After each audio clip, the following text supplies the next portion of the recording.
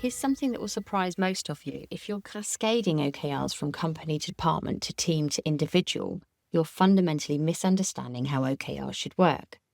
Most OKR implementations we get asked to optimize are struggling, not because the framework is flawed, but because companies force OKRs through an org chart cascade that kills the very thing that OKRs are designed to create: strategic alignment with team agency. Here's the core principle: OKRs should organize work around value, not org charts. When you ask what's this team's OKR, you're already thinking wrong. The right question is, who needs to work on this strategic OKR? Nearly all strategic objectives require cross-functional execution. Sales, product, engineering, customer success, they all need to contribute. This isn't a design flaw, this is value delivery. Marty Cagan, who has spent decades studying how the best product organizations in the world work, describes a fundamental divide in how companies operate. He calls it teams of missionaries versus teams of mercenaries. Teams of mercenaries are given roadmaps of features to build. Teams of missionaries are given problems to solve and held accountable for outcome. Cagan argues that OKRs only work in the empowered missionary model. If you have roadmaps and OKRs running side by side, that's a contradiction. Roadmaps mean feature teams, and when OKRs sit on top of feature teams, they become, in his words, theatre. Empowerment becomes real through how objectives are assigned. Leaders decide which problems should be worked on. Teams determine how to solve them. The objective is the problem. The key results are how progress gets measured. But teams can't operate in a vacuum. They need strategic context. They need to understand the why behind the problems that they are solving.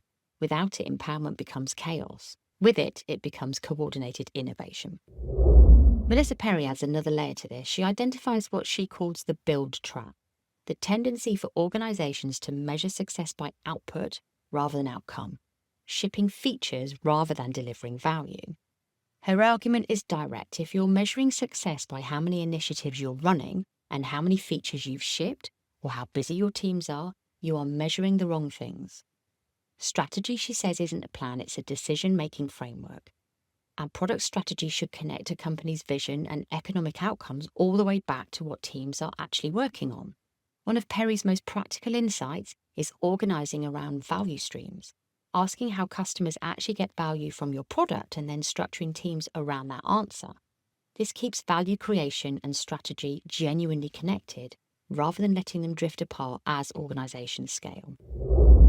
Gothelf and Josh Seiden bring this full circle with what they call outcome-focused management, a shift from measuring how much gets built to measuring the impact created. Their framing is simple and memorable. The move from we ship 10 features to we improve customer retention by 15%. They also address one of the most common failures of cascading OKRs directly.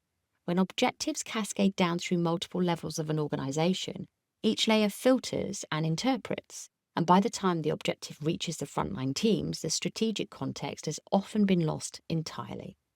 Their alternative is alignment through narrative. Teams understand the company objectives, can articulate how their work contributes, and retain the autonomy to determine their approach. That's a very different thing from having OKRs handed down to them. So bringing this together into something actionable. 1. Value is the organising principle, not the org chart. Ask who needs to work on this, not what is the team OKR.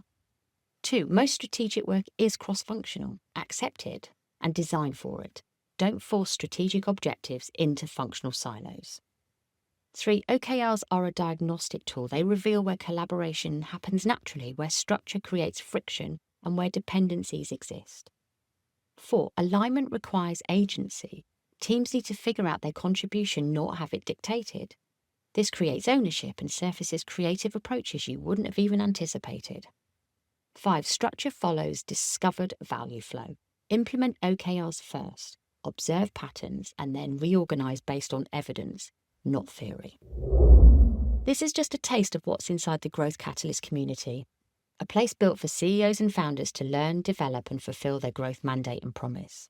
If you're a CEO or founder currently planning, making change, and making big strategic and operational decisions right now, this is the community for you. Get 90 days free all access at socri.com.